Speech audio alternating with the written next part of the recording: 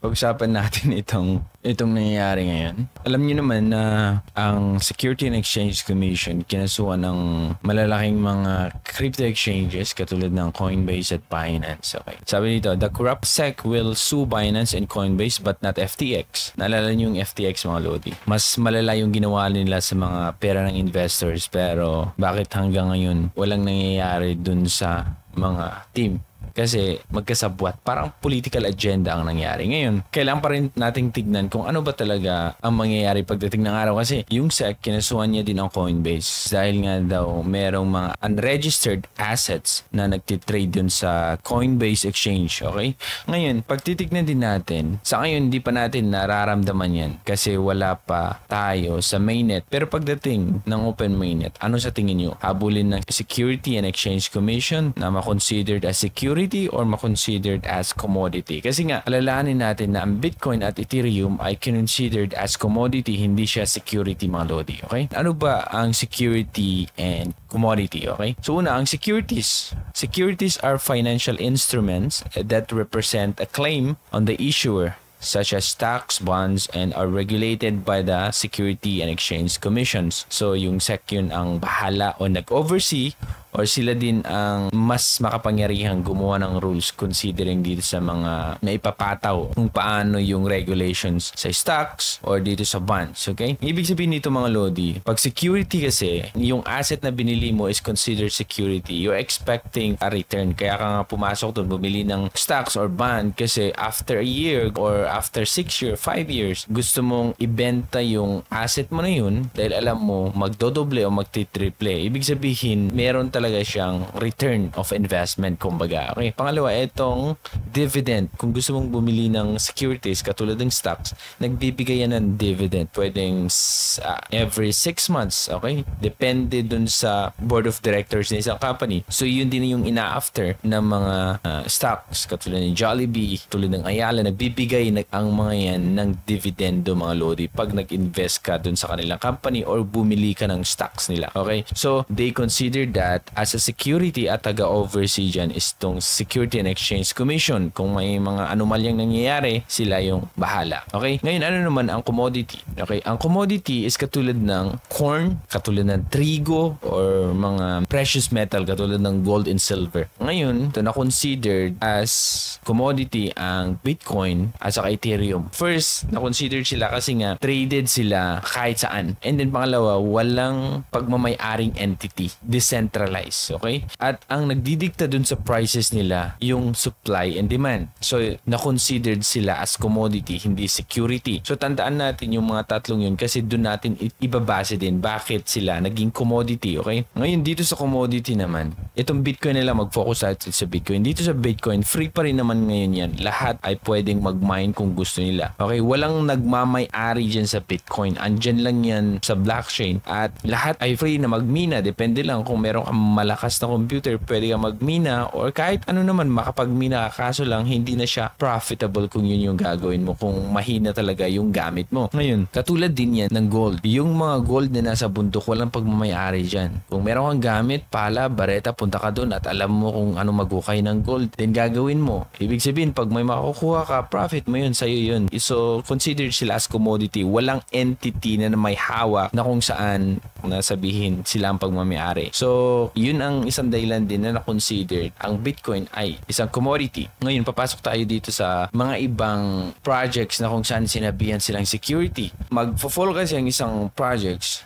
as a security pag una may investment or may perang involved na. Nagkakaroon ng ICO sa mga ibang projects dahil kumukuha sila ng pera sa mga investors. And we know naman na ang dahilan bakit nag-invest ka or gusto mong mauna para pagdating ng araw, biglang taas, ibebenta mo para magka-profit ka. Same thing lang din. Kaso lang, magpo-fall siya as security pag ganun, mga Lodi. Okay? Pangalawa, pag walang gamit, ang yung coin, magpo-fall as security. Saan ba ginagamit yung coins na mga yan? Ano ba yung real purpose niyan? Bakit na-create itong project na to? Kasi ngayon, wala pang klaro na regulations about crypto. Pero sa totoo lang, ang crypto or blockchain speaks decentralization, mga Lodi. Ibig sabihin, walang mga entity or government government na pwedeng makialam. Meron siguro mag-oversee lang, pero pag sila yung magpataw ng regulations, then hindi na siya crypto, hindi na naaayon dun sa essence ng cryptocurrency or blockchain. Kaso lang, yun nga, kailangan din nating i-balance kasi ang dami ding mga fraud, dapat nating maintindihan yun, okay? May mga kung ano-anong nangyayari na pang-scam dito, scam doon, scam dito. Syempre, ang dami ding mga tao na apektuhan, kaya kailangan may mag-oversee, pero hindi ganun katindi katulad ng SEC sana. Dapat niyang makita yung perspective ng isang crypto holder or yung crypto enthusiast, ano ba yung dahilan bakit nakikreate ito, or dapat niyang maintindihan yung plano ni Satoshi Nakamoto na para lang sana sa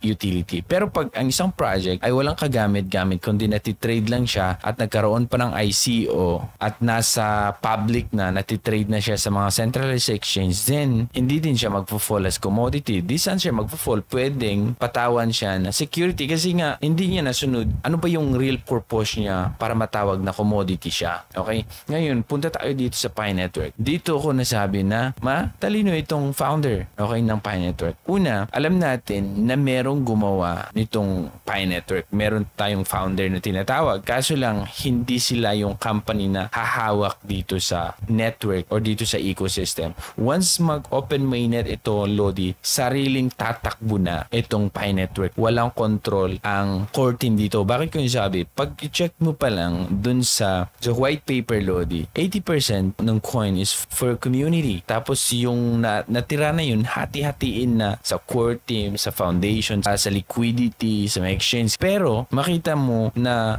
walang control ang core team once mag-open mainnet. Pangalawa, walang ICO nangyari dito. So alam ng core team na pag may ICO, pwede silang babalikan ng kung anong government or Security and Exchange Commission. Nag-ICO kayo, kumuha kayo ng pera, kumusta yung mga kinuha yung pera. So walang ICO nangyari. Purely lang talaga na i-distribute fairly yung token for free sa mga pioneers na kung saan sumuporta sa network. Okay? Same thing sa Bitcoin. Ganyan naman. Hanggang ngayon, it's free, mga Lodi. Ang pagkakaiba lang nila sa Pi Network is nakikilala mo kung sino yung founder ng Pi Network. Itong si Bitcoin, hindi. Pero same lang na merong gumawa pero hindi sila, parang Bitcoin, wala na silang control. Kahit buhay pa siguro yung Nakamoto na yan or yung grupo na Nakamoto, wala na silang control. Andun na tumatakbo na sa blockchain yung Bitcoin. Same thing sa Pi Network, mga Lodi. Once mag-open mainnet na, yan na. Kung ano yung dikta ng market, kung ano yung dikta ng community, sila masusunod. Okay? Magbe-base ang price dun sa supply and demand. Kaya nga, before pa sana ma-launch itong Pi Network, mga Lodi, they make sure na maraming mga application, utility application, kasi nga itong coins na to, ang kanyang real purpose is para maging utility magamit sa iba't ibang application, decentralized application dito sa ecosystem ng Pi Network. So, dapat nating maintindihan yun. Kasi pag ikaw hindi mo naintindihan, sasabihin mo, kasi may nababasa ako, pwedeng, hindi, pag mag-open mainnet yan, baka habulin. Hindi eh. Habulin ka lang kung talagang may nakitaan ka. Ba't nag-ICO ka, kumuha ka ng pera? Okay? Anong real purpose ng token yan? Bakit na-create? Para,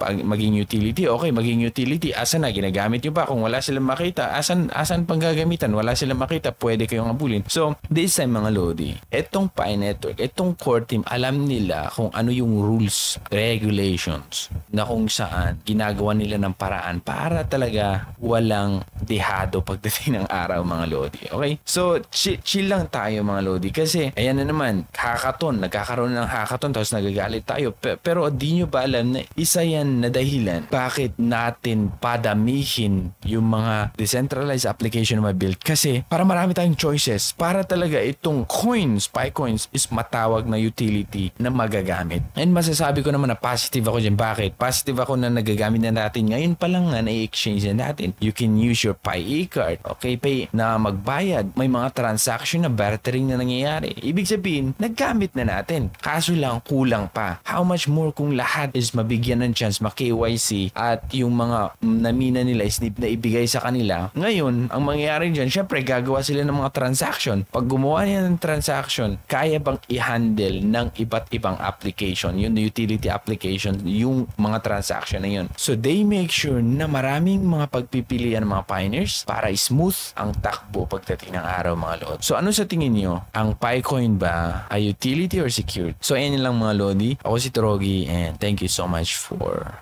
watching. Bye.